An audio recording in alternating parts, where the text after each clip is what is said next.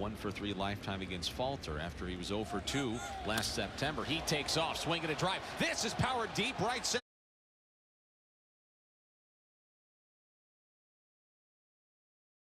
Marlins leave a man here in the second. 1-0 Pittsburgh as we go to the third. La playa is Spanish for the beach. Second half last year, and he's picking up where he left off. Take a look at the lead out here, and this is the way they're stealing bases right now. Look at Stowers, that jump lead. You take a couple of steps, it's almost like a mini delayed steal. And he had that base stolen, but that's the way that the Marlins are trying to steal.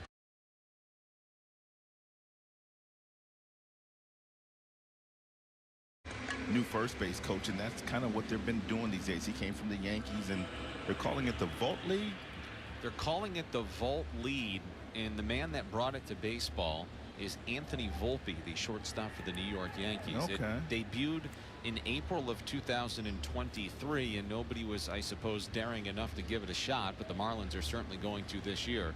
But yeah, that was, I don't know if it was the brainchild of Anthony Volpe, but he was the first one to give it a shot. As Ji-Hwan Bae shows bunt, pulls back, and he went around. It's 0-1. Bunting is part of his game. That's why Bryant at third base is drawn in. And if you're the middle infielders, because he does run well, if you're Edwards or if you're Otto Lopez, when you get that ball in your glove, you got to get rid of it in a hurry because he's got some pretty good elite sprint speed. Cutter missed the Ji-Hwan Bae. That's what I love about Belloso. He has not thrown one ball right down the middle of the plate today. Everything has been on the corners, even up or down, but everything on the corners. Swing, get a miss out in front of a cutter. That's filthy. Ji-Hwan Bae batting for the second time. Now he can go back up to the top of the strike zone again and see if he can get a swing and miss, or he can throw that same exact pitch to see if he can get Bae to swing over the top of it. 1-2. Yep, got him. Same pitch. Sayonara, take a seat. There's 2 away. Now a word from Leon. At Leon Medical Centers, we guarantee you can see your primary care physician within 24 hours and a specialist within a week. Call now. Nobody on, 2 out, top of the third, 1-0 Pittsburgh, and the batter now is Brian Reynolds. 1-for-1 today, scored the lone run for Pittsburgh back in the first. Came into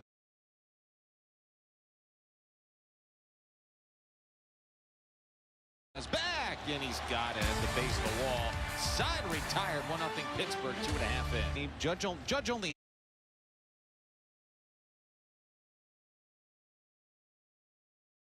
If he fell out of a boat. And then from May on, this guy was the best player on the planet. Can you imagine the numbers he's going to put up this year with an April like he's starting out to have? You know, the question. No, wait. We're not even in April yet. We're still in March. Now, but here's the question for you. Does he have to do even more heavy lifting without Juan Soto there? No, I think they got a little bit more rounded team there. Soto's special. Soto's special. There's no doubt about that. But I think Judge is going to get his. Sanoha, excuse me, down swinging on strikes, and there's one away here in the bottom of the third. That'll take us back to the top of the order, and Xavier Edwards. Yeah, they did make some offseason moves. There's 2 schools of thoughts. Some folks think they're not nearly going to be as good because Juan Soto is simply not there. Others, like yourself, and I happen to agree with you, maybe they are a little bit more well-rounded in the Bronx. Oh, we'll see. We'll see him later on this summer.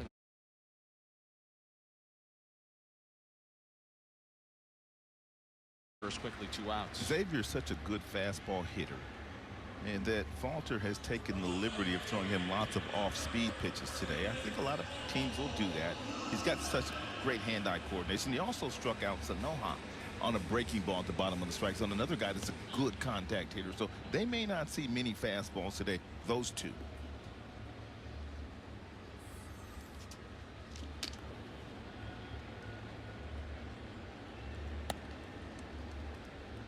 There's Otto Lopez, 1-for-1, singled to center in the first, and that's in there for a called strike.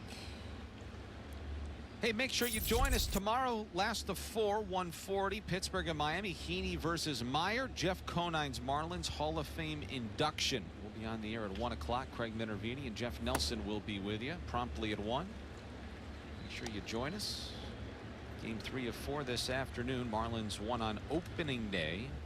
The Pirates bounced back. They've now won 9 of their last 10 against the Marlins. After a 4-3 win in Game 2 last night, and we'll see what happens and transpires here this afternoon. Pirates leading 1-0 here in the third. Take a look at Lopez in the batter's box. Take a look at his head. How he's got his head up and off his shoulders. He's got both eyes on the pitcher. That helps you make better decisions when you have both eyes focused on the pitcher. Look out, Lopez. I see you, boy. That's hammered into left. And a base hit with 2 outs for Lopez. He's 2 for 2 and now 4 for 8 to start the season. Well, maybe he ought to start every game talking to our very own Kelly Sacco like he did today. He was very gracious with his time. His first time up, he got a fastball up. He smoked at the center. That time up, it looked like a cutter or something breaking. But look at the concentration. Look at the weight transfer. And then when you have that kind of separation, you get good bat speed. He's a good player, Kyle. Giants wanted nothing to do with him. How about that? Put him on the waiver wire. Comes to Miami, played a boatload for the Marlins last year. I mean, he really parlayed a terrific 2024 into a starting assignment in 2025. If that goes poorly last year, he's probably not even on the big league roster through the end of last season, but he turned out to be just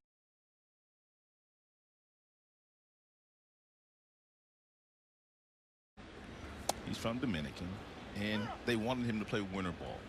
The team he plays for in Dominican, but he didn't want to play winter ball. He wanted to dedicate the offseason to getting stronger and to getting better and preparing for this opportunity, knowing that he could possibly be the starting second baseman. He didn't want to play winter ball this year, which is rare for a lot of younger players. He's a very well-rounded young man. He takes off, and he's got second without a throw. He swiped 20 last year, so don't get it twisted. He's got some decent speed, and he's got great aptitude as far as baseball is concerned on the defensive end with the bat, and he also makes good decisions base running. That was just a straight traditional steal. You didn't see a couple of those big bunny hops off of first before he took off that vault lead. So he's in scoring position with 2 outs for Bride, who's ahead in the count 2-1. It's popped up. That'll reach the seats and go foul. It's 2-2. Kyle, I think you'll see everyone except Otto Lopez and Xavier Edwards utilize that new way of stealing bases. Those two have the luxury of doing whatever they want to do because they've been so successful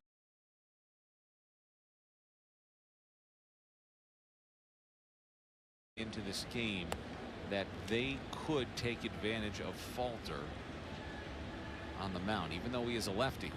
That's a line drive foul outside the bag at third, and Hayes is keeping it.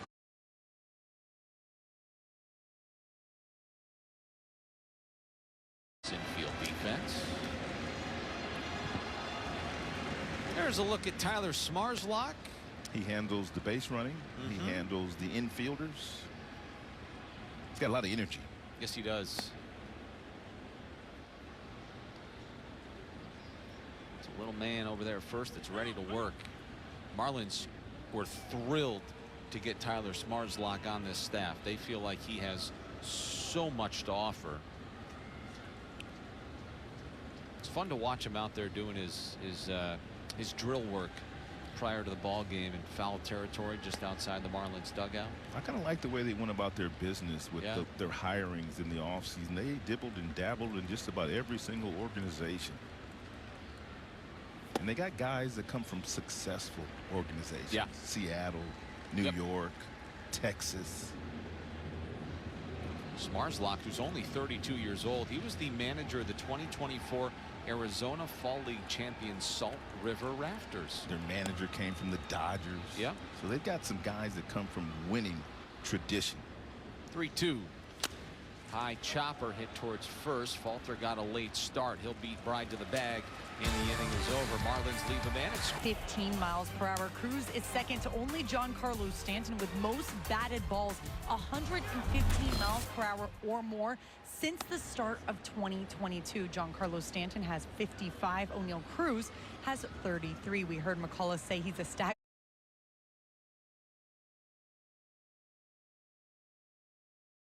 as he watches a cutter for a strike. Last night, his 34th career at bat with an exit velocity of 115 miles an hour or more, and he's now got 20 hits in his career with an exit velocity of 115 miles an hour or better. That includes 6 homers. Take a look at the way that he holds the bat. He's got pretty much that bottom hand, that whole bottom fingers off the bat. A lot of guys feel like you can buggy whip the bat a little bit better by having it in your hand this way.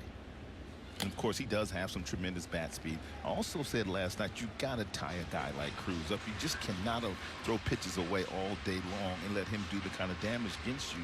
Kelly just told you how good he is. But take a look at that bat. I mean, a lot of guys, Pudge Rodriguez used to do that. Miguel Cabrera used to hold his hand like that. Maglio Ordonez. You don't see it as much these days, but a lot of guys, they don't have that. Take a look there. You can't even see the knob. Looks uncomfortable to me. 2-2. No, it's not uncomfortable. You've been seeing them swing the bat.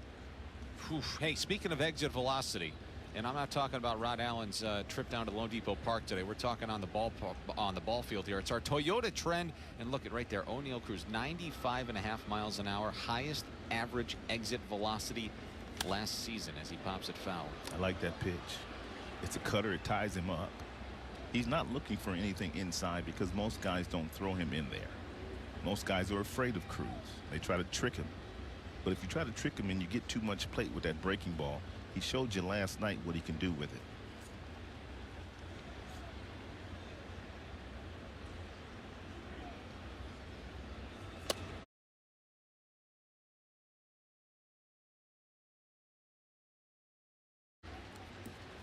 Need Friday plans? Kick off the night at the Marlins' new Fiesta Friday, presented by Budweiser. Fridays. I just love the way that Belloso is pitching to Cruz. He's not giving him anything to hit. That's the one guy in the lineup can really hurt you. So why give him anything to hit? Go after the other guys behind him. It's a beautiful way of pitching. So he's walked him twice. Now the question is can he keep him at first? He must keep him at first. Last night he stole second, and then an E2 by Liam Hicks. He took third. Got to be careful. That's what makes Belloso so special. He holds the ball a long time. That's into center field for a base hit. Now there's first and second with nobody out for the Pirates here in the fourth. A little cut fastball here. Nice swing. A lot of the plate by Bart right back up the middle. Not trying to do too much.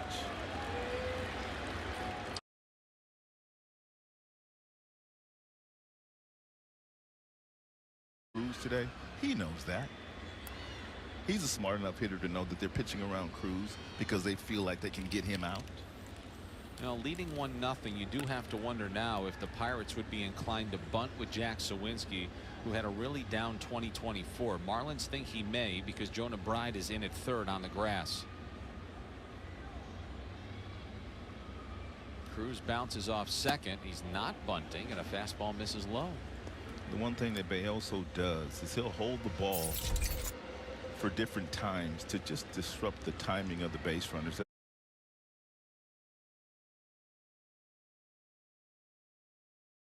And one sacrifice bunt all of last season. Again, not showing bunt. The fastball's in there and a called strike. So apparently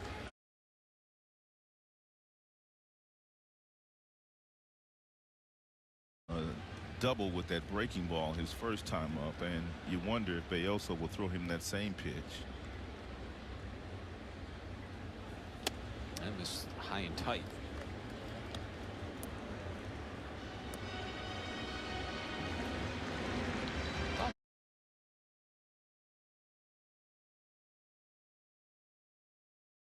First 2 games 4-3 both ways, or 5-4 on opening day, 4-3 last night. As Sawinski flies one in the air to left field. This is a big first out for Belloso as Sanoja loses his cap and makes the catch. Now he's one pitch away from getting out of this jam with a ground ball. But we told you earlier, that's the one thing that Belloso does not do. He doesn't throw many ground balls. Most of his outs are in the air.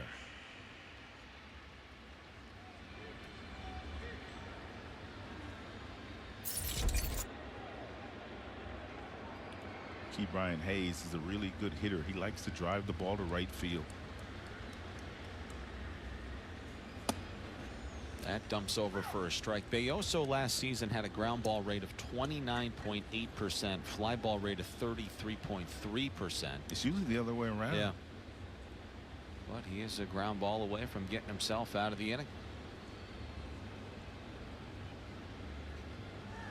There's the throw to second. So far, the Marlins are doing a decent job of keeping Cruz at second base. You think he wants to go here with one out? Will he be tempted? If he does go, they won't throw to third. They'll throw to second. They'll try to throw Bart out if he attempts to steal second if Cruz goes to third. That's in the air to center field and pretty deep. Hill's going back, and he's on the warning track, makes the catch. Cruz will tag and go to third. Edwards pulls in the relay, and he lobs the ball to Wagaman out there in front of the mound. So after a walk and a single to begin the fourth, now there's 2 outs and men around the corners for Jared Triolo.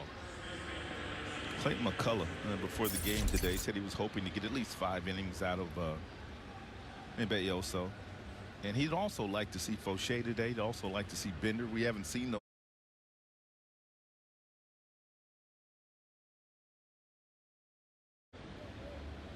So here is Triolo, 0 for 1 this afternoon. The 2024 Utility Gold Glove Award winner in the National League. A sweeper's in there for a strike. He made 4 starts at first base last season, 42 at second, 8 at short, 60 at third, and he appeared in 1 game in right field. That is the definition, if I've ever heard one, of a utility man. 0-1. That's hit foul. So he plays all over. You know who else plays all over is Isaiah Kiner-Falefa. Did you know the only position he's never played in Major League Baseball is first base? He came up as a catcher. They got a lot of guys on this roster for the Pirates that can play all over the place. If you're Belloso, you got to make a really good pitch right here. Cannot have any mental lapses at all. It's got to be a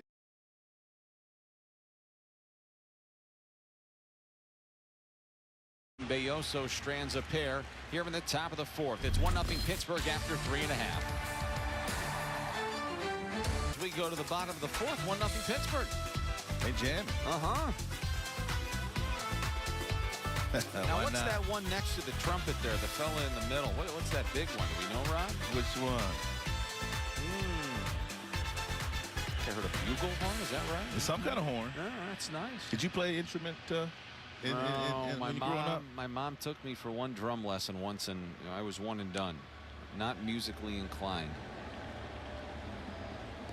Eric Wagaman leads off the bottom of the fourth inning for the Marlins, trailing 1-0. Both sides with 3 hits today. And How about really, you? Did you play an instrument? I did play. I played you? the French trombone Ooh. in school one year, and I didn't like it. No. You know how big those things are? I had to carry that thing back and forth to school. It was huge. And one and done. One and done. I'm right with you.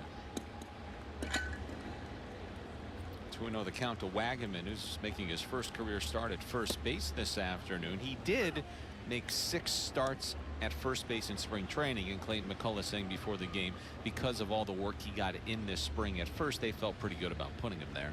Wagaman also told me a couple of days ago when we were talking about third base and first base, he said that Ron Washington, who is of course the manager of the Angels, Wagaman was in Los Angeles last year, and of course Wash has that program that he implements to all of his infielders, and he said it really helped him out with his footwork along with what they've been able to do this year with Tyler Smarslock.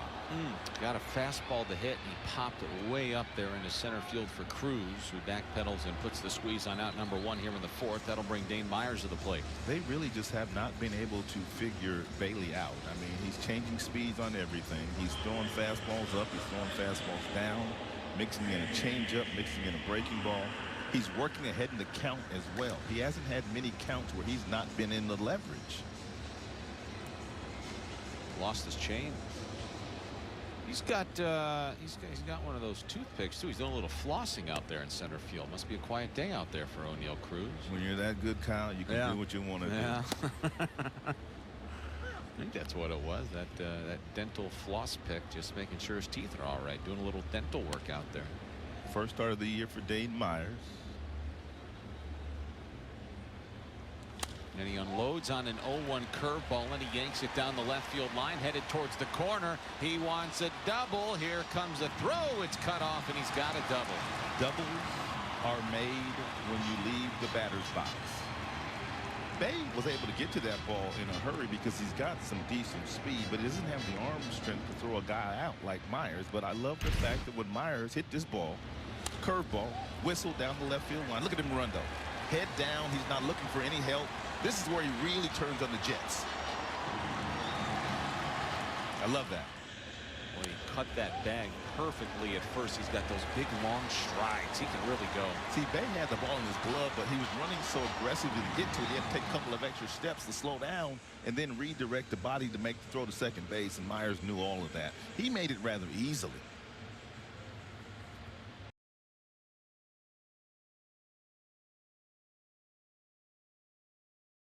He's 1 for 2. Here's Derek Hill. He's 0 for 1.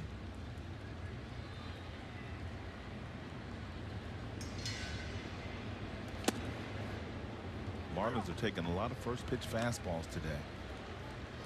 First baseman Triolo was in on the grass on that first pitch, probably trying to prevent from another Derek Hill bunt. We saw it last night. He tried to push a bunt for a base hit right down the first base line. He almost got it. Yeah, Rodriguez, the first baseman, made a really nice play.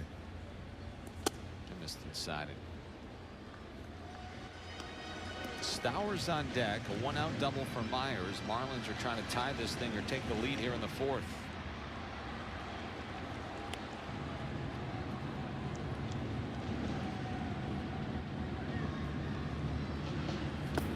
It's in the dirt, blocked by Bart. With the open base, and you have the left-handed Stowers in the on-deck circle, the last thing that Bailey Falter is going to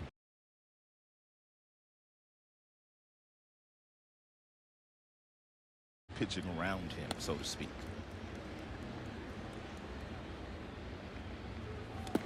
Here's ball three. Ball three, yeah. He's trying to walk him, but it's up to Hill now to recognize that. Keep the line moving, take your walk, and hope Stowers comes up and does something. He's basically doing to Hill in this situation what Bayoso has done to Cruz his first 2 times up today. If you want to swing at this, go ahead and swing at it. If not, go to first base. See if he gives him anything good to hit. He did. He did. Challenged him with a fastball right down the middle of the plate.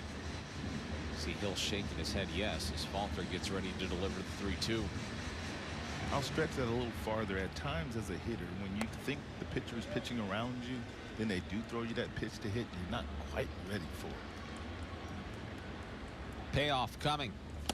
Right down the middle of the plate for called strike 3. And that's the last thing he thought he was going to get was another fastball down the middle. 4th strikeout of the ball game for Bailey Falter. It was center cut on a tee for him. He couldn't pull the trigger. First 4 pitches, not even close. Then he comes back with a couple of good four-seam fastballs, the last of which right down the middle.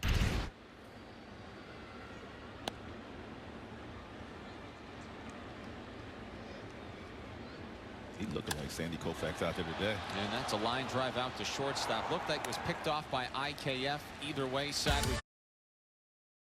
Well, today, a good old-fashioned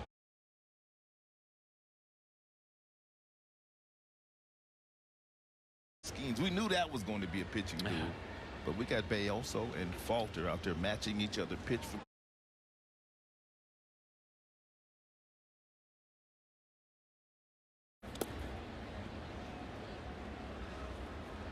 just never know what you're going to get when you show up to the yard. And a good one today with Bayoso and Falter.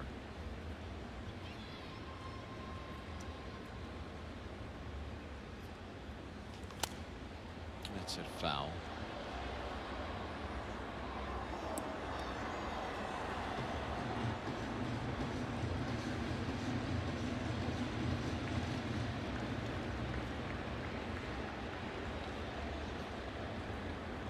Two to Frazier. That's hit hard out to second base, but a piece of cake for Otto Lopez. Let's take a look at Valente Bayoso's outs by pitch type coming into the 5th. This is what makes him so effective, is the fact that he throws so many different pitches, and he doesn't get in a situation where he throws them in a pattern. He's got the four-seam fastball, he's got the sweeper, he's got the cutter. Take a look at where most of these pitches are. Some up, some down, some in, some out. This is how you pitch at this level. When you have 92, 93 with a fastball, you can't afford to throw the ball off the heart of the plate. He does it beautifully. Look at this. The four-seam, the cutter, the sweeper. All over the place. North and south. Yeah. Not too much east and west. Everything is up and down. That is roped into left field for Isaiah Kiner-Falefa, and he's 1 for 2 this afternoon, a one-out base knock. He's had a nice series, not so much with the bat, but he's made every single play at shortstop, and that's going to be it, I believe, for Belloso. Clayton McCullough walking out to the mound. So 71 pitches for Belloso. Here comes Clayton McCullough. He's already signaled out to get the lefty Anthony Veneziano in the bullpen with Ji-Hwan Bae due up for the Pirates.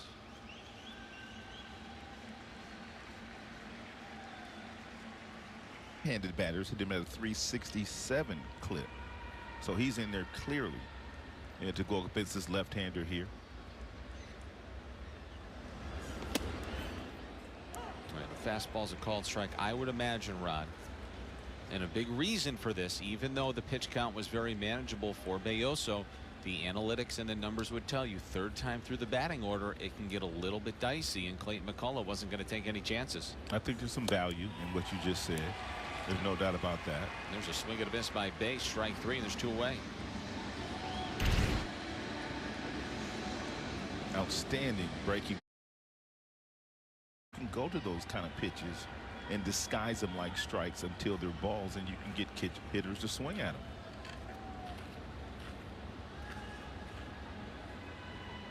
So here's Brian Reynolds. And he's batting from the right side for the first time this afternoon. 1 for 2 with a run scored. He singled back in the first. And now 2 for 11 to start his season is Reynolds. 30-year-old two-time All-Star outfielder. He's a good player. Last 4 years pretty much an 800 OPS. Leads their team in hits and RBIs for the most part every year.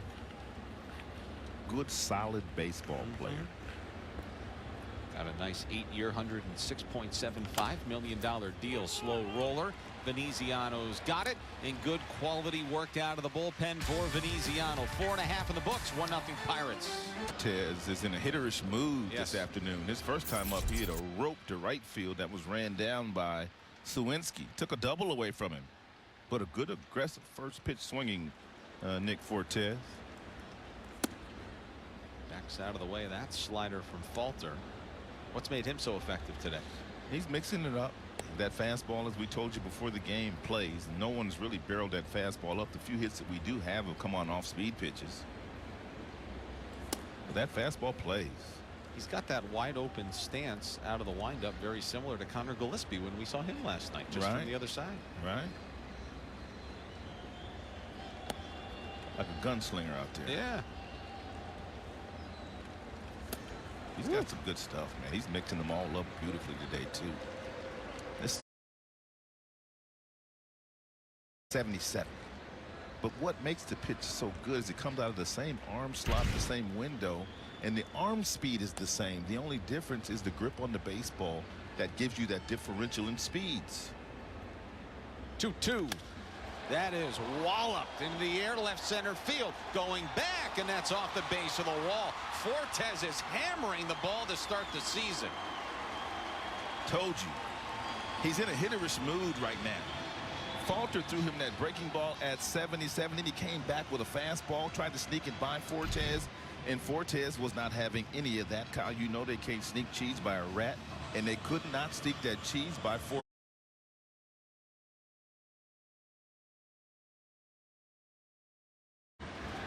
That's the first fastball we barreled up. Yes, you're right. And the Marlins had a man at second with 1 out in the first.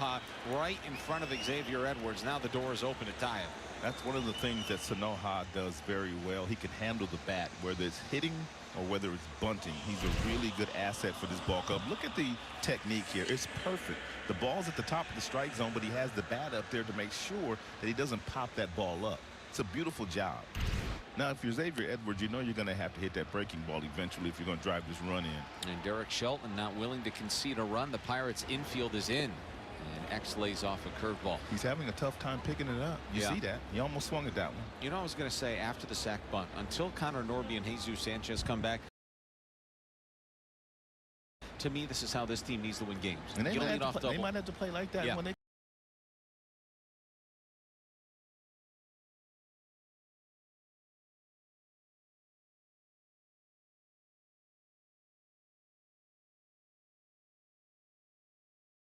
couple of times up. All he got was breaking ball after breaking ball. That time he sat on it and he was able to elevate it to drive in the run. A lot of high fives for him in that dugout.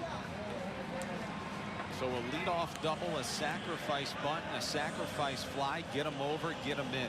That's how you manufacture a run. That's beautifully done.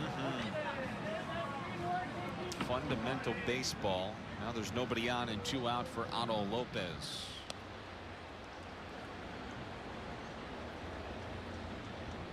He's 2 for 2. He is seeing the ball well out of the left hand of Bailey Falter this afternoon. Just a really good player. Knows how to play the game of baseball. Real nice aptitude. It's a pair of dueling sixes out there on the mound and at the plate. That was a ball. Number 6. Yes, it was. It wasn't a strike. That's just how well Lopez is seeing the baseball right now. And he knows that was not a strike.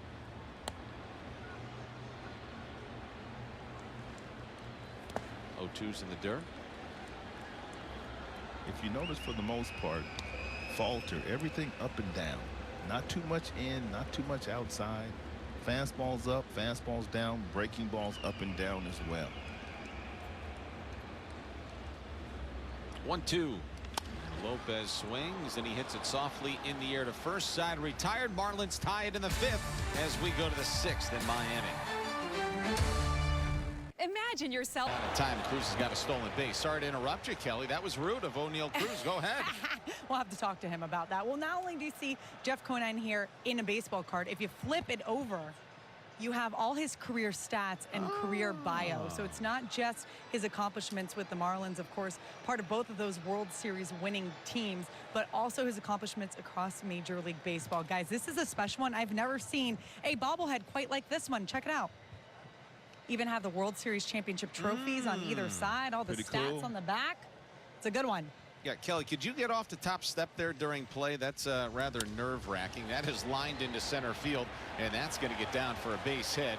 Joey Bart is going to plate O'Neill Cruz, and the Pirates have a 2-1 lead just like that. Marlins get it right back in the bottom of the 5th, and they just coughed it up.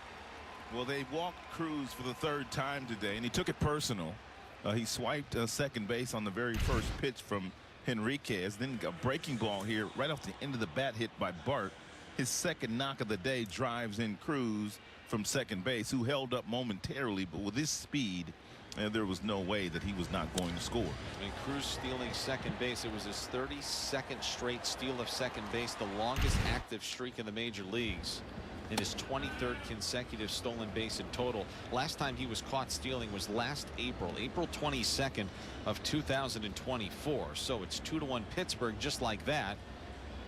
And Ronnie Enriquez is in to pitch for Miami, a waiver claimed by the Marlins from the Twins in February. That's popped up in the air shallow left.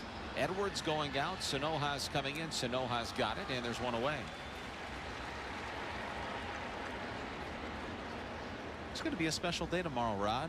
The Hall of Fame induction. No question. Mr. Conine is very special to everybody here in South Florida. Absolutely. Yeah, 3.26 earned run average last year for Ronnie. And 15 strikeouts, 5 walks. He's got a power arm. He's got 4 different pitches. He's got a changeup, slider, 4-seam fastball, and a sinker, and he throws them in that order. Now runner takes off, and Joey Bart, the least suspecting guy you'd think is going to steal second base, has swiped one. My goodness, that Another is the stolen 10th base. stolen base already this year against the Marlins in 3 games.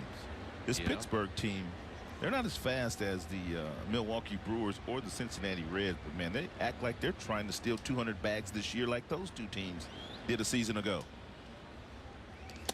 1-0 to keep Brian Hayes. 95 misses up and in. Story here on Ronnie Enriquez. This is a guy that's out of options. He's a converted starting pitcher who reached the big leagues in 2022. Rod mentioned a small guy with a lot of power. It's led to a variety of different elbow issues, actually. That miss is low and away over the years and as recently as 2023. So he has had a cranky elbow throughout the course of his career. The Marlins are hoping can stay healthy. So those 16 games that he appeared in for the Twins last season, he signed for $10,000 with the Rangers in 2017. And you know what? You might know this, Rod. I didn't know what this was, and I was looking up Ronnie Enriquez. He signed for $10,000 in 2017 by the Rangers, who saw him pitch as an amateur as a tryout arm in the Tricky League, which is an informal, unofficial league in the Dominican Republic that's mostly for recent July 2nd signings. That's a nice backhand play by Edwards, and now they've got Bart hung up between second and third. Lopez will tag him out, and Hayes will stay at second. Well, he was at first, and he takes second base. And now a message from Doral Kia. Doral Kia is loaded with over 500 new Kia models in stock now. Test drive a new 25 Kia Sportage today. Doral Kia. Drive for less. Drive Doral. All right, nice play by Xavier Edwards there. Yeah, bad base running by Bart. Rule of thumb, anything hit to your right, you're not going to third base, but he did. But give him credit for staying in the rundown long enough to let Key Brian Hayes get to second base to get into scoring position after hitting that ball. So he made a mistake, but he stayed in the pickle long enough to get another runner in scoring position. So now there's 2 outs, and now it's 0-1 on Triolo. Had you ever heard of the Tricky League before? Nope, never heard of the Tricky League. I had to look it up when I saw how the heck the Rangers found Ronnie Enriquez for $10,000. Good grab. It's a fine for sure. 0-1. Yeah, good breaking ball, but a miss low. It's a ball and a strike. He's got a great arm. He's got a lot of velo on his four-seam fastball, but he doesn't throw it all that often. He throws more change-ups and breaking pitches than he does his fastball, which is not unusual these days for a lot of guys in the big leagues.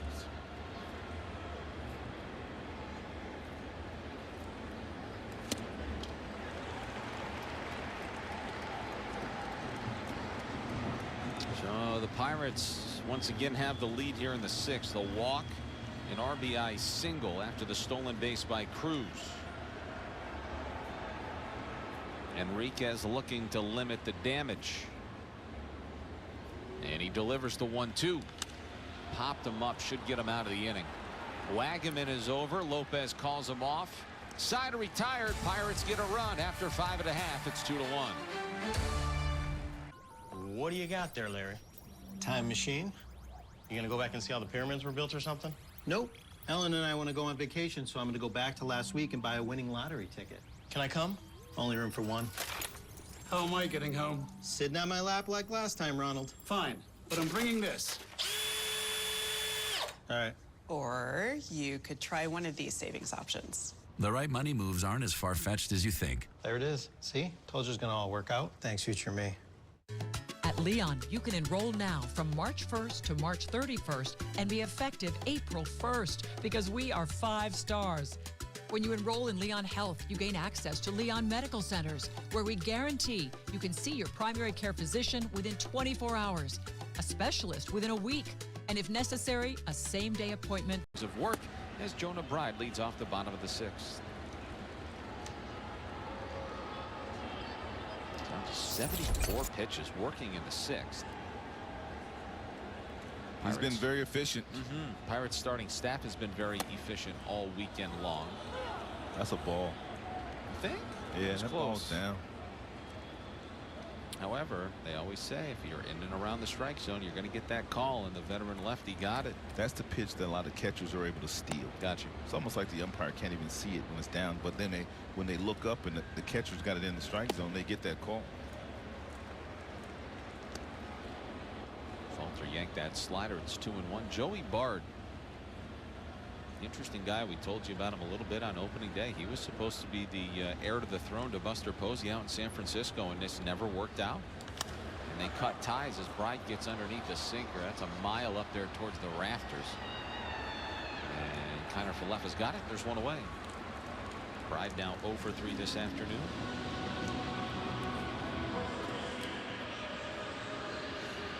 Make sure you stay tuned till the 7th inning for the stretch. It'll be brought to you by Celsius. We'll head down to the desk where our very own Craig Minervini will be standing by. And make sure you join him and Nelly after the game. Much more coming up, but a lot to tend to first. Minervini been getting a lot of FaceTime in game, and he absolutely loves it too. Nothing wrong with that.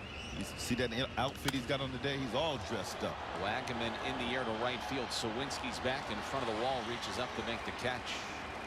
Boy, first pitch swing, and that's going to keep Bailey Falter into this game for a long time. There is some action in the Pirates bullpen, but the point stands. He's been very effective today.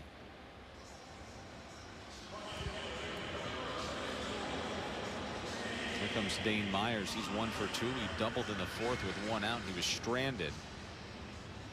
The Marlins today are 0 for 4 with men in scoring position. The Pirates are 2 for 8. Marlins have left 4 on base.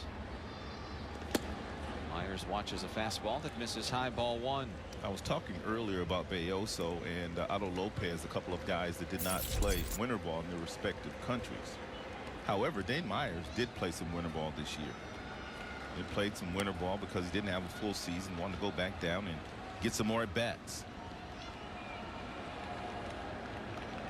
He's been very open about working on his maturity this offseason and growing up a little bit after the episode in Cincinnati last summer that knocked him out for a couple of months, returned for the final 3 games. But at the time, the door was open for him to have a big part of things down the stretch, and unfortunately it didn't unfold that way. That's right. But good for him to work on it, acknowledge it, get better, move on, grow up, mature. It's good stuff. 1-1, misses high.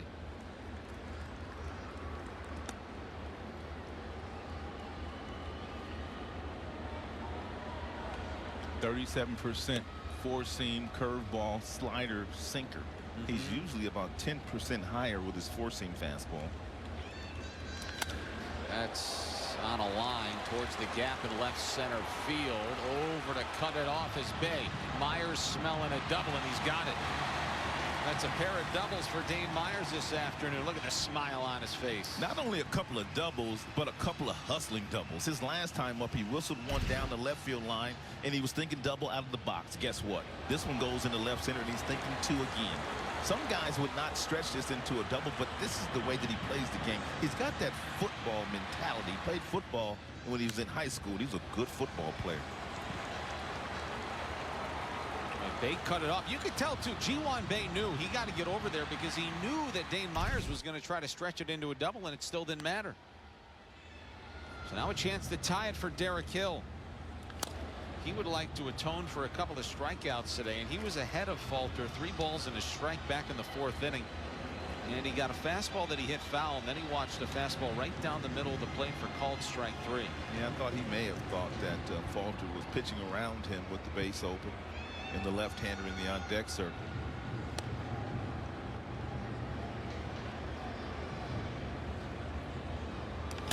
There's a fly ball in the air, hit well right field. Sawinski's going back over his head, on the track and over the wall. An automatic double for Derek Hill will plate Dane Myers. We're tied at 2. And you know what, Rod? If it wasn't for the hustle double by Dane Myers, that's not a run. You're absolutely right. Too much plate here with that little curveball up in the strike zone. And how about the swing by D. Hill? Head down, good plate discipline, whistles the ball over Sawinski's head. Sawinski's caught everything today, but he didn't catch this because he's playing shallow, playing to try to throw the guy at home plate.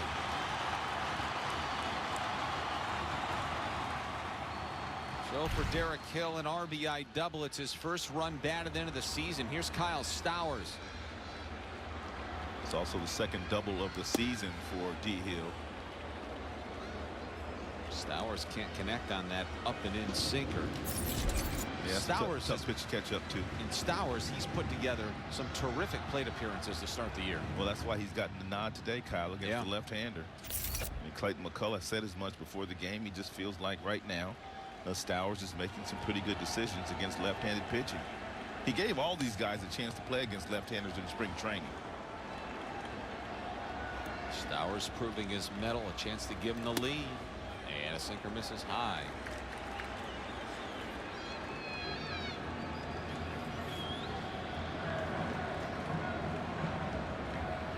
Bailey Falter, going back a couple of years, has not been good with men in scoring position. That's a ground ball past Falter out behind the bag at second. Kyle Falefa cleans it up and the inning is over. But the Marlins tied in the 6th as we go to the 7th. I was just going to say in the top half of the inning. Yep. It was an issue that plagued the Marlins last season. It's one that's an issue today. Runner from first takes off. Throw is high. They'll throw down to second base, and that ball sails into center field, and it's going to bring a run home, and it's 3-2. It's going to be an error. Yeah. I'm not sure who they're going to give the error to. I think that ball got gloved. So we'll see. But it's going to be an error. It was tailing away from Edwards. Wasn't a great throw from Fortes. It's probably an E2. Yep.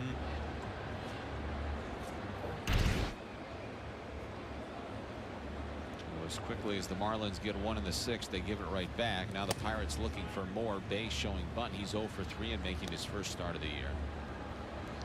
This much we do know. The Marlins are going to have to start working on holding the base runners a little bit better. I know they've been working on it, but it doesn't deter away the fact that they have swiped 11 bags in the series already. And we know Fortes is much, much better than that. Bunted foul.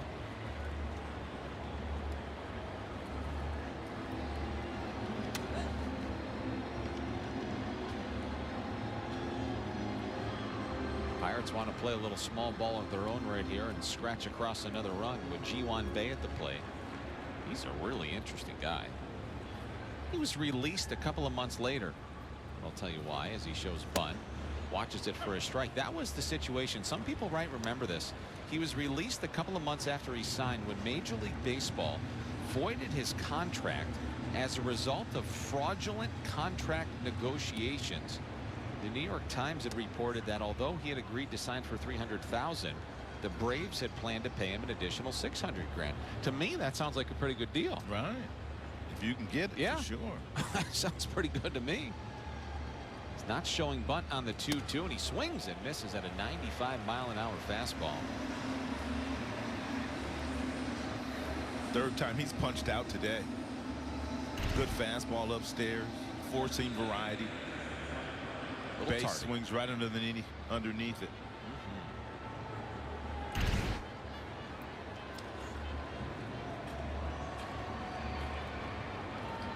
So he had his contract voided, and then he signed with the Pirates in March of 2018. Here's Brian Reynolds, missed outside. The Braves had to give a few players back that year. He was not the only one. Yes, you're exactly right. Well, then he signed with the Pirates, and he was issued a 30-game suspension in 2019 without pay for violating Major League Baseball's joint domestic violence program. Enriquez has a really good arm. Fastball 95 to 97. He's got a good changeup, a good breaking pitch. As Kyle told you, not real big in stature, but he's got a big arm. A lot of horsepower in that right arm. Sharp-looking Caliente red belt he's sporting too. 1-1 slider missed outside. The one thing that you just don't quite understand sometimes, a guy like Enriquez, who just threw a fastball right by Reynolds, comes back and throws an off-speed pitch.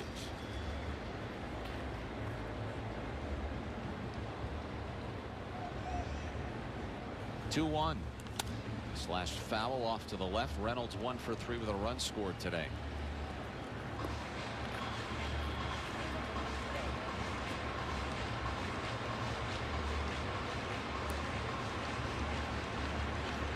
Now he's 2 for 12 to start the season as Reynolds. One away here in the 7th. Pirates leading 3-2 and looking for more. And the pitch from Enriquez is cut on and hit foul. We'll do it again. That's a nice job by Reynolds of spoiling that last breaking pitch that Enriquez had tried to shave the outside corner with. It's a really good pitch, but Reynolds did not give up on it. There's the former Rocky Justin Lawrence loosening in the bullpen for Pittsburgh. He's been up for a while. He's 2 innings into his outing. Changeup misses low to Reynolds, and the count is full. If that is the end of the road here for Bailey Falter, that's a good first start of the season. 6 innings, 2 runs, both earned, 7 hits. No walks, very important.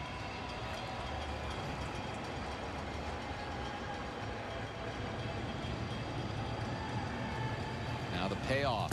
Low ball 4. Patient at bat from Brian Reynolds results in a walk, and here comes O'Neill Cruz. Well, the one thing and the one mistake that he did make there was not going right after Reynolds. Now they've got nowhere to put Cruz. They've got to pitch to him. He has reached base in 6 of his last 7 plate appearances. 5 walks now in this series for Cruz. Both sides with 7 hits. Pirates leading by a run. Doesn't pull the trigger on a heater at 95. It's a called strike. 0-1. I'd come right back with that same fastball. Cruz didn't swing at that. That's telling me he's looking for something else. Don't give it to him.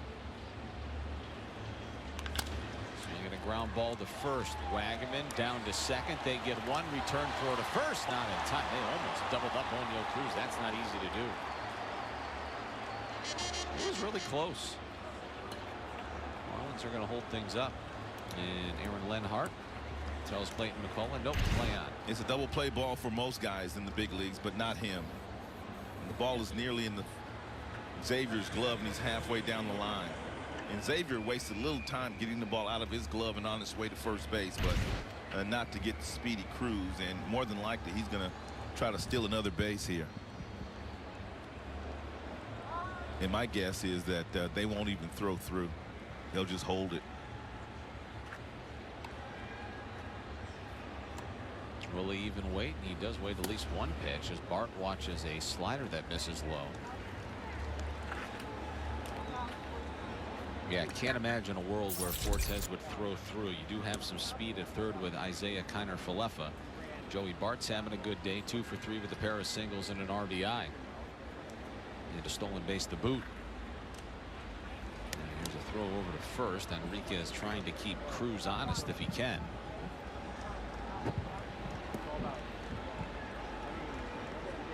Cruz already with 3 stolen bases this season, 1 here today. He's on base for the 4th time.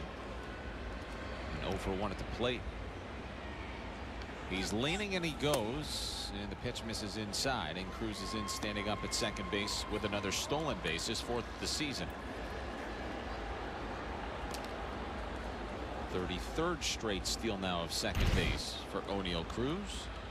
And just as we expected, Fortes would not throw through. Don't want to run the risk of the ball getting into center field, which would allow the runner on third to come around and score. Pretty good hack at that slider, and Bart hit it foul. Speaking of stolen bases, Tommy Pham's not playing today for the Pirates, but I meant to bring this up. He has stolen a base in each of the Pirates' first 2 games. At age 37 and older, he joined some pretty elite company, one of 4 players since the live ball era, early 1900s, to steal a bag in his team's first 2 games of the season. Really? Yeah. That's dribbled foul. Ichiro did it with the Mariners in 2011. Omar Vizquel did it with the 2005 Giants, and Carl Yastrzemski did it with the 1977 Red Sox. Again, 37 years and older. A stolen base in the team's first 2 games of the season. So Tommy got a day off. Yeah, don't know what he's going to throw to Bart here, but that last breaking ball in the 2-1 pitch he threw to Bart, Bart was sitting on it. Can't sit on it now, but he was sitting on it 2-1.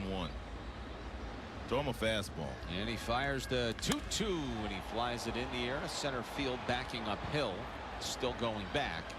And he makes the catch, and the side is retired. A run on a couple of hits. There was an error, and 2 men left on base. Now we head to the 7th inning stretch. Brought to you by... The Marlins were able to scratch out a run. I think to be proud of the way they got this run. Sometimes you have to score like this.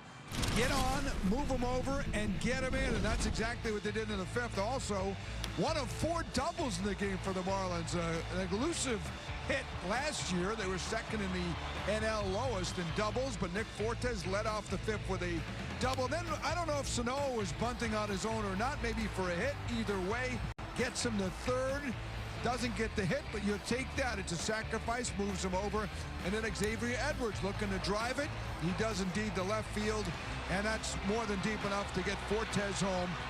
Get them over and get them in with outs. Yeah, you'd love some base hits, but they're not always falling for you. You play that kind of ball, you can scratch out some runs, help your team win a ball game. Good stuff for the Marlins getting that run in the 5th inning. They trail, though, 3-2. Back to Marlins baseball after a quick break, provided by Celsius.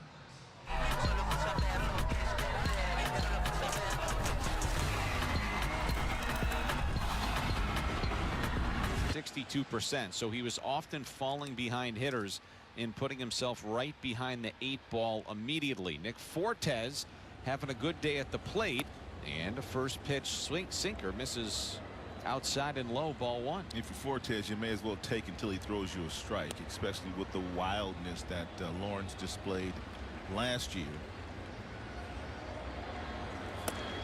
Ball 2. He's got a nasty delivery. Low 3/4 arm slot with a sinker and a slider. Clayton McCullough has a lot of left-handers on his bench. I know they're getting loose and they're getting ready. And Griffin Conine has stepped out to the on-deck circle as Fortes watches a sinker for a called strike. You don't usually see guys with this kind of velocity in the right arm throwing from this direction, from this arm slot. Usually guys don't have mid-90s fastballs that throw sidearmed. 2-1.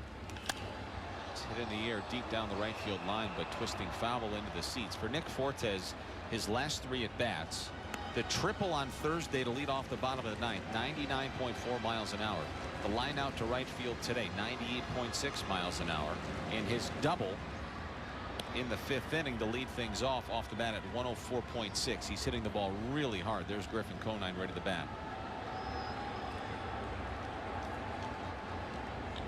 Bottom 7, Marlins trailing by a run. And the 2-2 from Lawrence to Fortes. Caught him looking on the outside corner with a sinker, strike 3.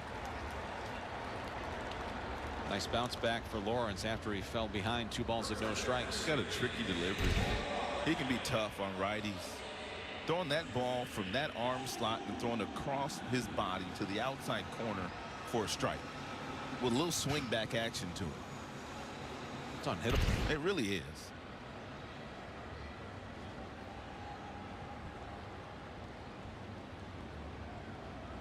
So now Lawrence facing the pinch hitter Griffin Conine. That wide open stance from the left side, and that's a good sinker that just caught a piece of the outside edge. So remove Conine from the bench. You still have Hicks, Mervis, and Pauly lingering down there. Actually, the most power you've got probably on your bench right now still with Mervis and Pauly. Conine's got a ton. But whoever you decide to maybe go to down the stretch here, you're at least getting a little pop, and one swing at the moment could tie this thing.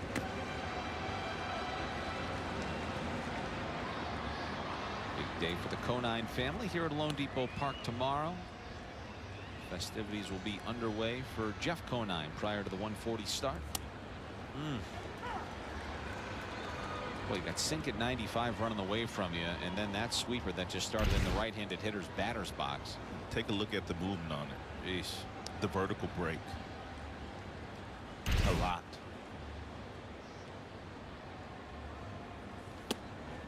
Overthrew that one. Yeah, overcooked it.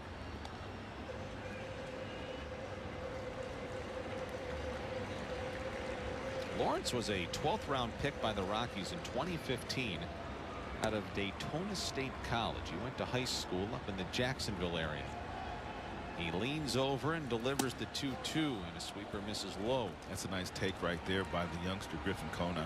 Nasty pitch, but a great take.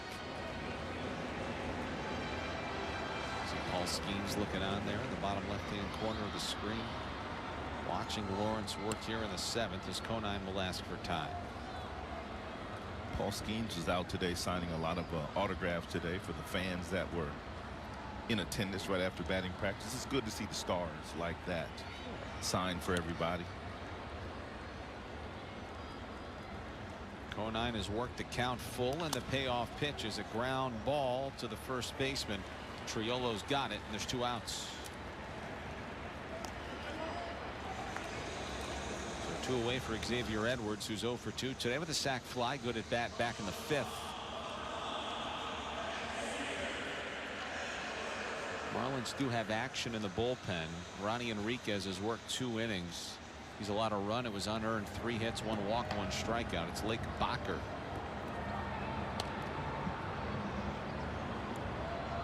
The long-haired, hard-throwing right-hander, and the former punter and kicker in college. Figured, heck with that. Maybe I'll just go play pro ball, and I'll just get myself to the big leagues. A lot of baseball left in this one, but you know Clayton McCullough would love to get Bender in the game. He would love to get Forshea in the game, but it has to be the right situation to get both those gentlemen in the game. If he doesn't get them in the contest today, that'll be like 4 consecutive days at different roles. Say well-manicured beard as well. That's what bench coaches and managers do. They just bounce stuff off one another. Clayton may ask him a question, and then Carson, and that's where your bench coach will say, well, you know, they got a righty in the on-deck circle, or, you know, they got somebody in the bullpen. But that's what your bench coach does. Your bench coach also makes sure that the other coaches are doing their jobs while they're on the bench, making sure that the base runners are doing their job, making sure that the guys are in right positions. So he's the charge of everybody. He's got a big job. Is equally as important as that manager seat. You got it. He's got a big job. He makes the manager's job easy. Yep.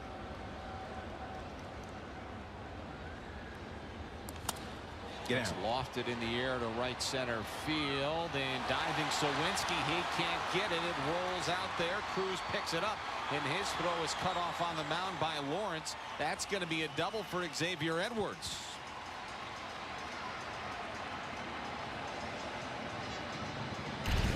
He's been getting a steady diet of breaking pitches today, whether it be from Falter or now here from.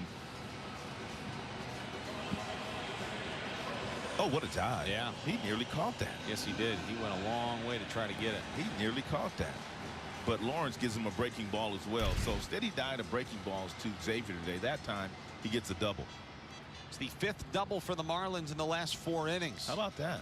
Some extra base hits today. Here's Otto Lopez. He's 2 for 3. They got the right man at the plate right now. That's for sure.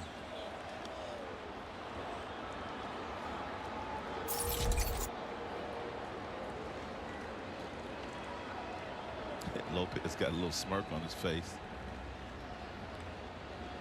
0-1. That's a line drive into center field. The base hit for Lopez. Here comes Edwards. Here comes the throw. We're tied, and the throw went all the way through, and Lopez did it again. He took the extra 90. Cruz did not miss the cutoff man again, did he? Yes, sir, he did. That cannot continue to happen. Otto Lopez is off to a terrific start. Little slurvy breaking ball up there from the sidearm angle. He stayed back long enough, hit it off the end of the bat to get a solid single up the middle. And when you got Xavier on the second base, he's going to score. But what in the world is Cruz thinking? Again, he tries to throw him out at home plate because he's got that really good arm, and that allows Lopez to get in the scoring position. How about that? Boy, Otto Lopez with a huge 2-out base hit here in the bottom of the 7th, and a look of disgust on the face of O'Neal Cruz, and he's telling himself out there, you got to get it down. If you throw it to the cutoff man, at least then that runner at first base is probably not inclined to just take second easily. His arm is so strong, and he's so gifted. He feels like he can throw anybody out, but he clearly understands now that he has made a mistake the second time this year on the exact same play with the exact same base runner in Otto Lopez. This Marlins team just will not quit. No. The majority of their runs this year have been scored from the 7th inning on. That's chopped foul off to the left by Jonah Bride. You saw Tim Meza loosening in the bullpen, the lefty for Pittsburgh. Marlins have trailed 1-0, 2-1, and 3-2, and they've come back to tie it on 3 separate occasions today. As soon as they've done so, they've also given it right back, but now they've got a chance to take their first lead of the afternoon. The 0-1 to Bride. That's inside. It's 1-1. Anthony Bender loosening the bullpen for the Marlins. So now that they've tied it, their high leverage reliever and Anthony Bender is loosening for the 8th. Pirates will send Sawinski, Hayes, and Triolo to the plate pending changes. Well, he's got to get him in the game. He's got to get Bender and Forshea in the contest today. That's chopped foul. It's a ball and 2 strikes on Jonah Bride. He's 0 for 3 today. And that bullpen, for the most part, is fresh down there. Soriano is good today. We've already seen Veneziano. Tinoco is good. The bullpen's in good shape. Marlins need a big hit. And the 1-2 to Bride. That locks him up. Called strike 3. But a 2-out RBI single for Lopez. We're tied going to the 8th. Be the play of the year. We're going to be seeing this play all year long. All year. And he played right field yesterday. This is the first action he's had in left field. Didn't start the game. Comes in and makes a play like that. And he is fired up, too. And so are these fans. He is one heck of an outfielder. Meanwhile, Suwinski quietly has had a nice day. He has. He quietly has had a nice day. And he's got a 1 for 4 to show for it. He's made a couple of nice plays on the defensive end, though. Oh, I wonder where Anthony Bender's taking Griffin Conine out to dinner tonight. Where he wants. Yeah, that's a good point. Nobody on and 2 out. Broken bat. Ground ball to third. Bride's got it. And the side is retired. Griffin Conine, stand up, big fella. What a catch here in the top of the 8th. And we are still tied in Miami. Come on. Look at the elevation. Wow, he brought it back. That's big league. I see you, Conine. Forgive me, Father, for I have... The bottom of the 8th inning at Lone Depot Park. What an amazing play by Griffin Conine there in the top of the 8th. Here's him and his dad talking before the game, just cutting it up, baby, talking shop. Got his dad's t-shirt on. Of course, they're honoring him tomorrow. He'll be inducted into the Marlins Hall of Fame. But this catch, it says it all. The concentration, the elevation, and the excitement by all the fans. Look at the kids, look at the grown-ups, everybody. I have no idea how on earth he made that catch, but that's one of the best catches you'll ever see. And that's a tough play because you got that natural slice off the bat of the left-hander, but he played it perfectly. Played it perfectly. Well, Dennis Santana is on to pitch for the Pirates. Clayton McCullough could have gone to his bench and potentially had Matt Mervis pinch hit for Wagaman. He likes Wagaman, though. He likes his bat. He's said that many, many times. And the 0-2 was dribbled back to Santana. And there's one away. So Santana gets the bottom of the 8th inning. Now there's nobody on and 1 out. We are still tied. Here's a look at Santana's numbers from last season. He's got a big arm. You can see that he had 69 strikeouts in 62 games last year. He walked only 21, gave up 4 homers, so he keeps the ball in the ballpark.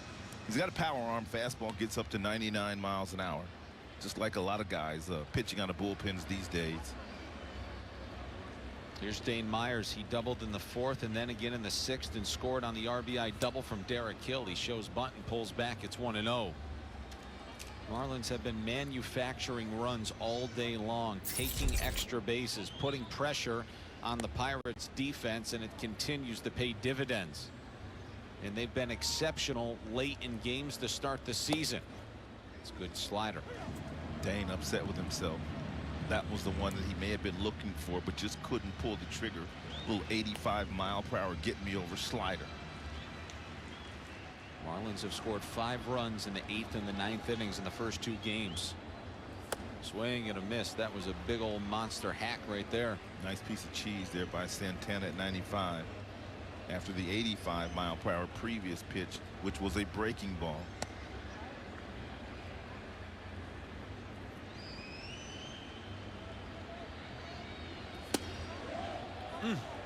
Just missed low. It did.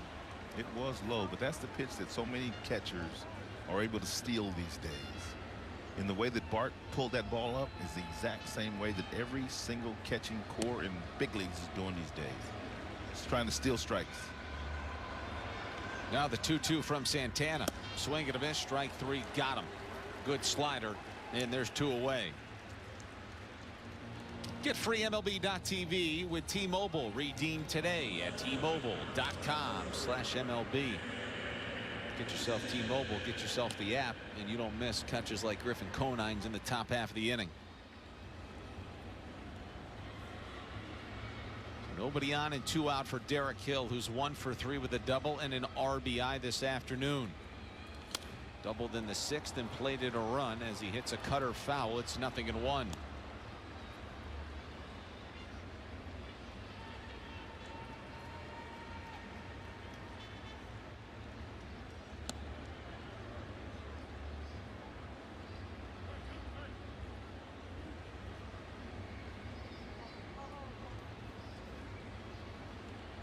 if it's a battle of the bullpens, which it is, you'd have to give the upper hand to the Marlins, at least initially through the first 2 games of this series. Back end for the Pirates has not been very good. Neither has the bullpen in its entirety. Starting rotation has been much better. Marlins had themselves a dramatic walk-off win on Thursday. We might be headed back in the same direction again here today. Swing and a miss. He just blew 96 right by him.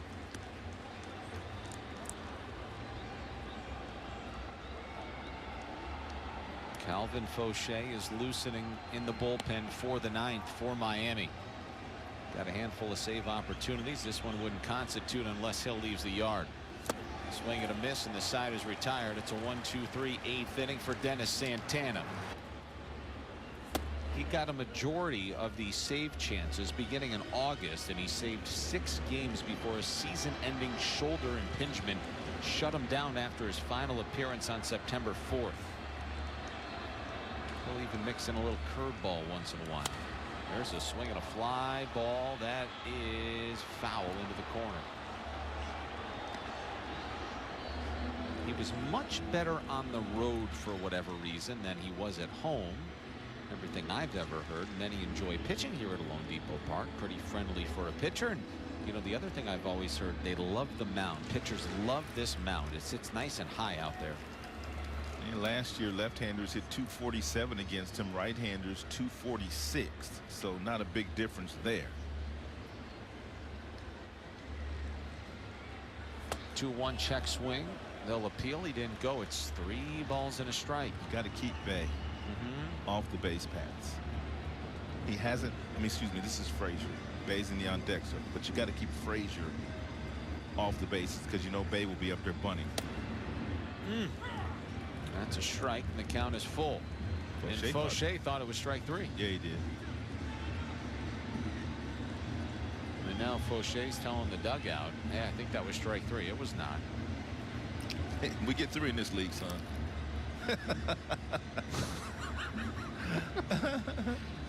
Throw another strike. 3-2. Grounded foul. We'll do it again. There's that cutter at 91 miles an hour. He shapes that thing perfectly.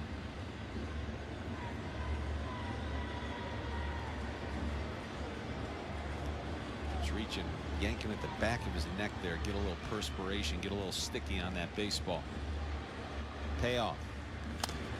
Grounded foul. Nice play. Stayed with it. Yeah.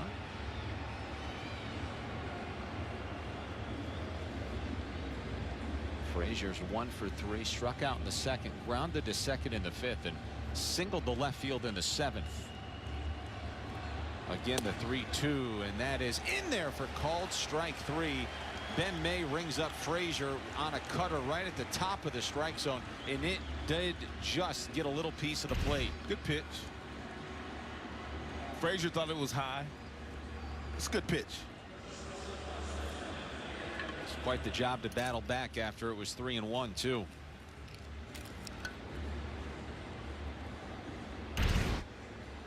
Here's Isaiah Kiner-Falefa. Good curveball. He doesn't use it all that often. Maybe he will this season, but he drops it in there for a strike.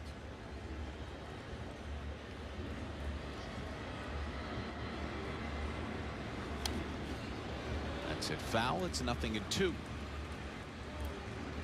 Don't make any mistakes here. 0-2. And don't give Falefa anything too good to hit.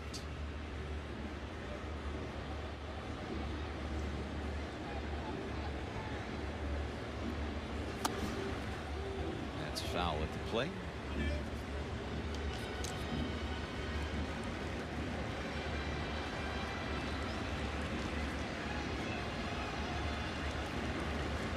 Derek Shelton's got Valdez, Rodriguez, McCutchen, and Pham on the bench. He is not yet dipped into that bench here today.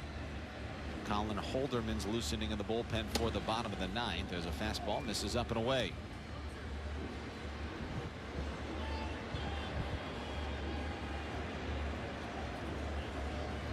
A lot of excitement to be had in the first 3 games of the season here for the Marlins. Some tightly contested contests. As a cutter misses in the dirt, it's 2-2.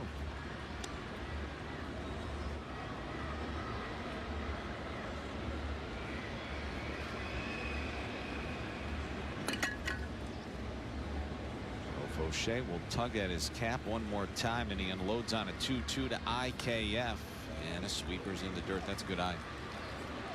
He makes good decisions in the batter's box, does IKF. Not a lot of power, but he does put the ball in play. He's been really good at shortstop the entire series. And that's ball 4. And Fauché didn't like it. You know, Fauché, Rod, had to wiggle himself in and out of trouble all of last season. He had a strike rate of just 60% last year. That was the second lowest among National League relievers. He was constantly battling trouble. Right. Marlins fans, get ready for a legendary day at the ballpark. Catch Jeff Conine's induction into the new Marlins Legends Hall of Fame tomorrow afternoon. Arrive early for a special pregame ceremony. Take home an exclusive Mr. Marlin baseball card bobblehead. Get your tickets at marlins.com/tickets. Maybe his son should go right in with him after that catch. That's right. It was a beautiful catch. Now a pinch hitter for the Pirates. It's going to be Andrew McCutchen with a man at first and 1 away.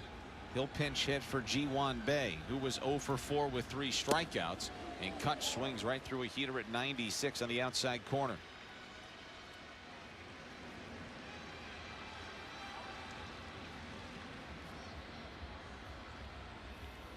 In the 9th, tied at 3.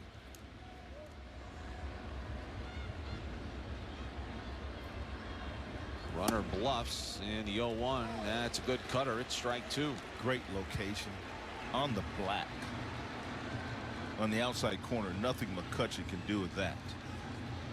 McCutchen in 20 homers last year, drove in 50 in 120 games for the Buccos.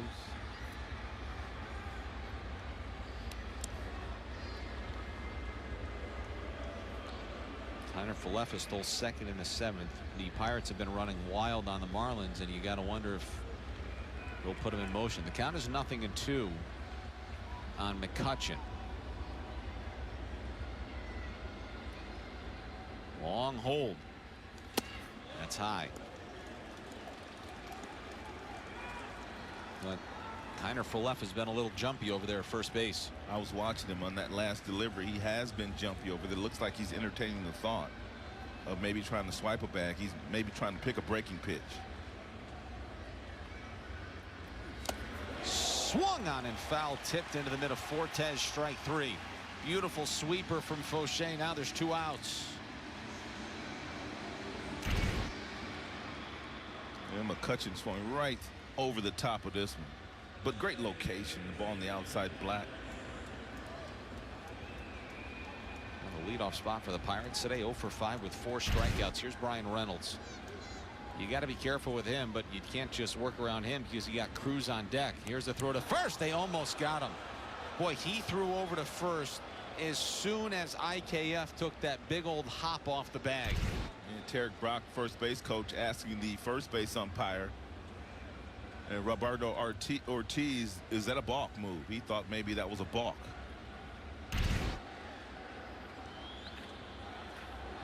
Another big lead at first. Will they try to get him into scoring position with Reynolds at the plate? It's in the dirt. Blocked beautifully by Fortes. He was one of the best in the business last season at doing that. Absolutely. Unselfishly gets down, keeps the ball in front of him.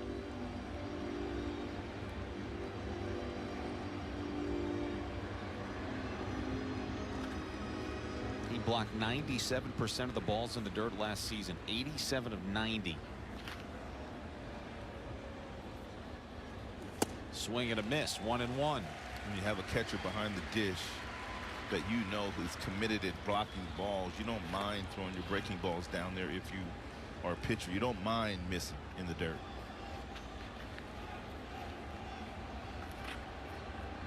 Now the 1-1 to Reynolds. He swings and misses at an elevated cutter, and now it's 1-2. One cutter at the bottom of the zone, next cutter up in the zone. Reynolds 1 for 3 this afternoon. He'll ask for time. He'll rearrange those batting gloves and dig back in. Tied at 3 in the 9th. Man at first with 2 outs. Faucher's thrown 22 pitches in the inning. He comes set from the belt and a throw to first. And Reynolds chokes up on that bat. I mean, he chokes up on that bat quite a bit. It's hard to strike out, isn't he? All he's trying to do is just put it in play.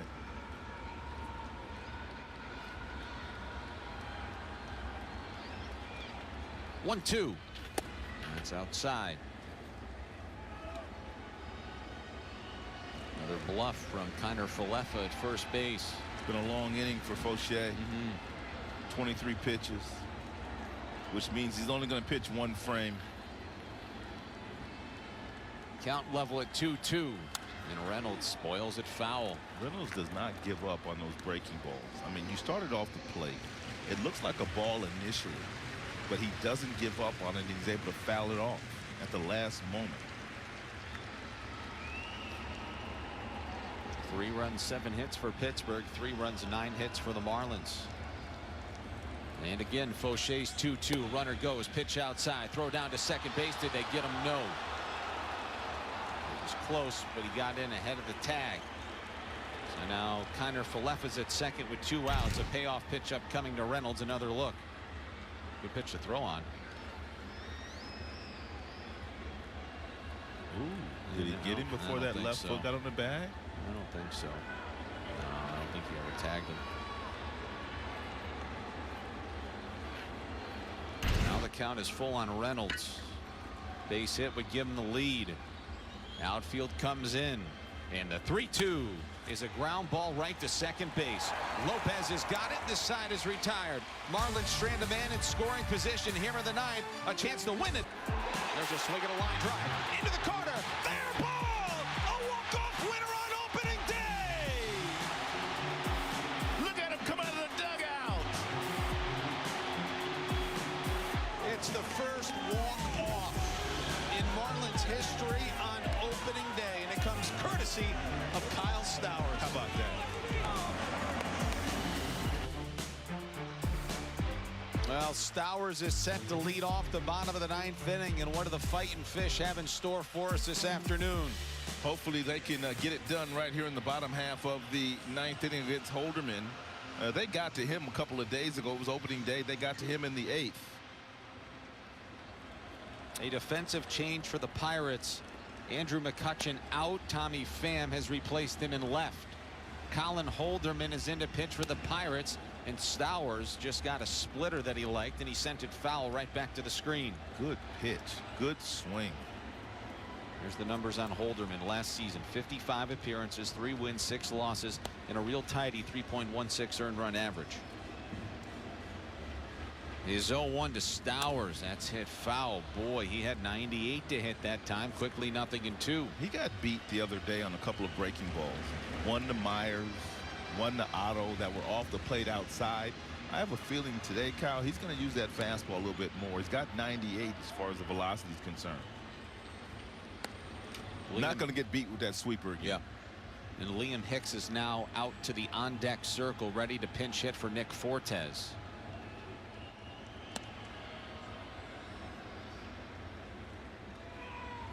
That missed.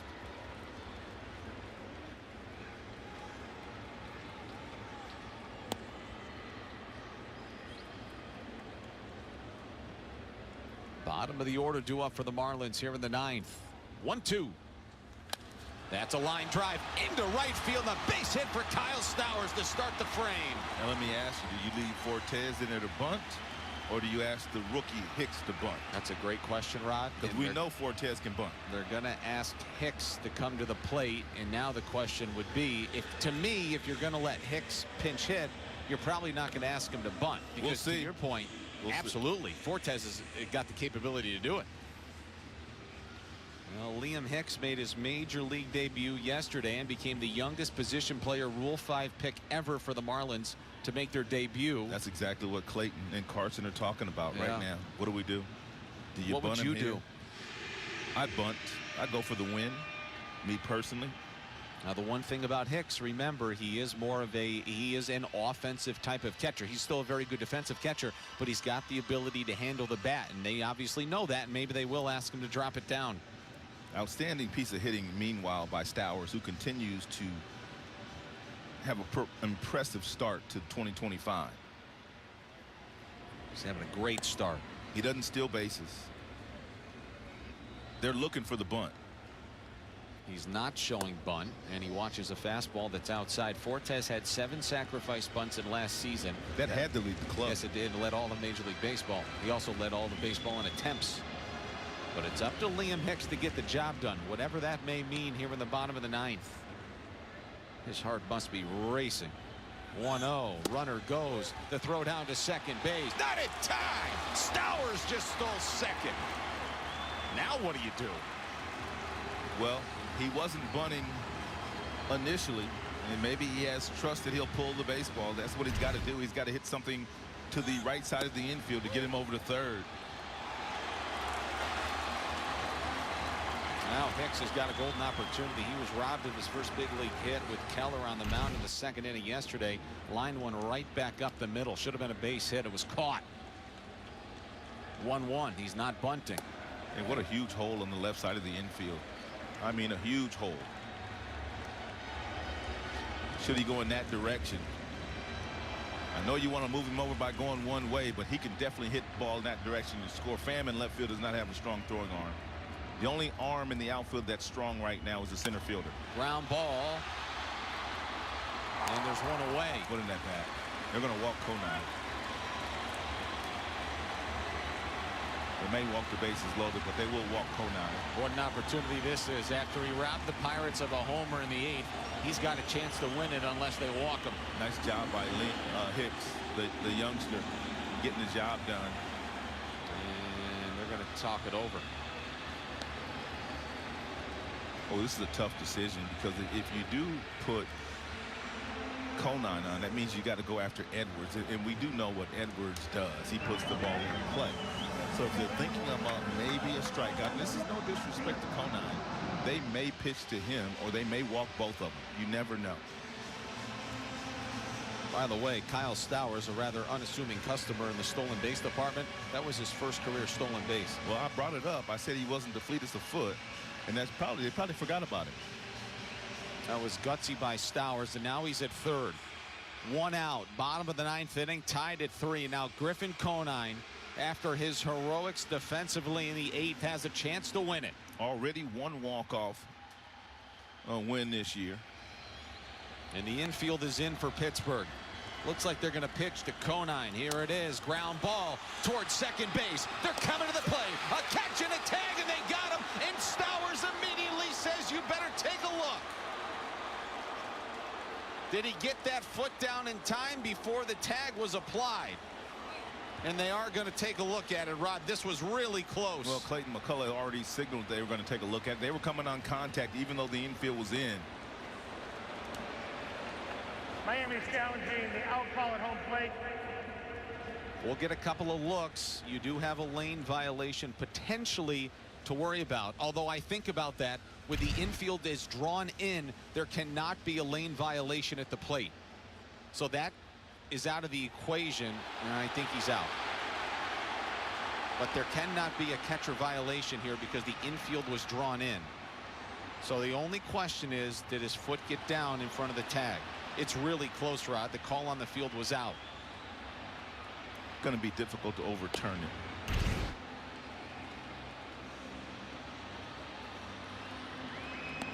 They decided to pitch to Conine. Had they gotten him out, they would have definitely walked Edwards with a runner on third, but Stowers came on contact.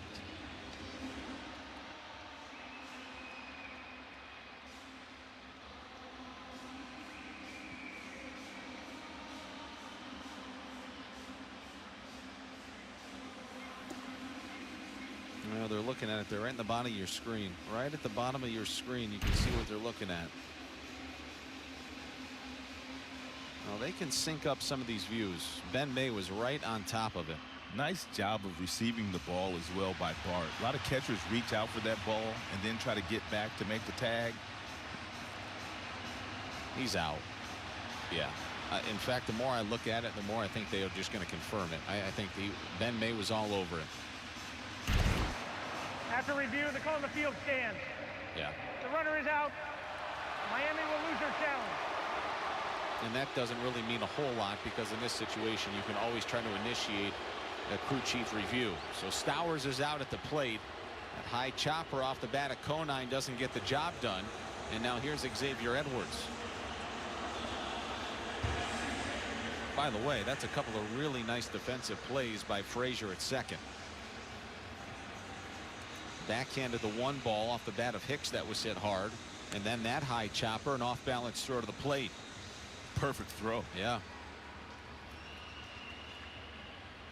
So here's Edwards with Conine at first. Hayes is in at third. Missed outside.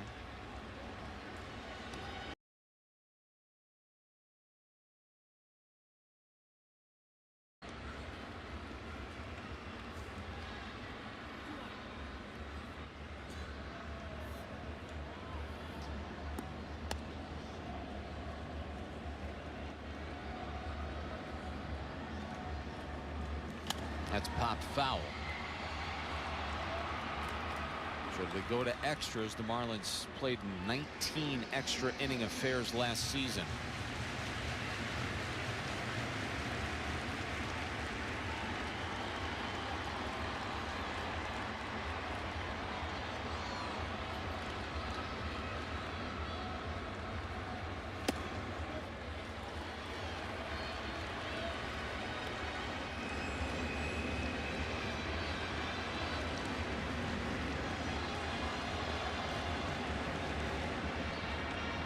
Love to see him come to the plate with runners on first and second. He has been money. Otto Lopez. And now the runner's going to get loosened up at first. That's Conine. He takes off, and the 3-2 missed outside, ball 4. And here comes Otto Lopez with a chance to win it for the Marlins. He's got 3 hits today. It's his 6th 3-hit game of his career. He's never had a 4-hit game in the big leagues, and what a moment and what a time it would be for it.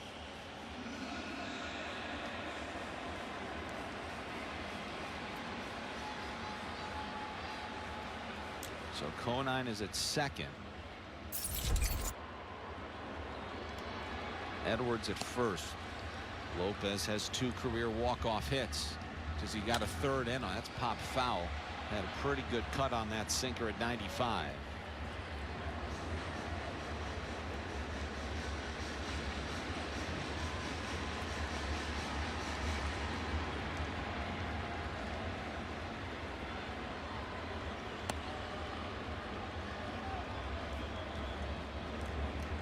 Oh, 1.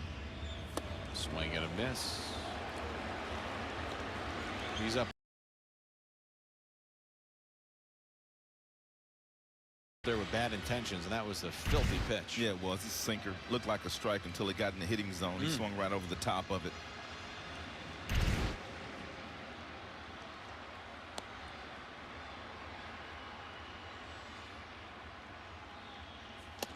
That missed. Otto got a base hit against Holderman a couple of days ago. It was a breaking ball off the plate outside. He simply poked it to right field. Holderman has not thrown him that same pitch as of yet. Everything has been hard. 95 and above so far. Bacher's back up for Miami. 1-2 high chopper towards the middle. IKF throw to first side, retired, and we'll go to extra innings for the first time this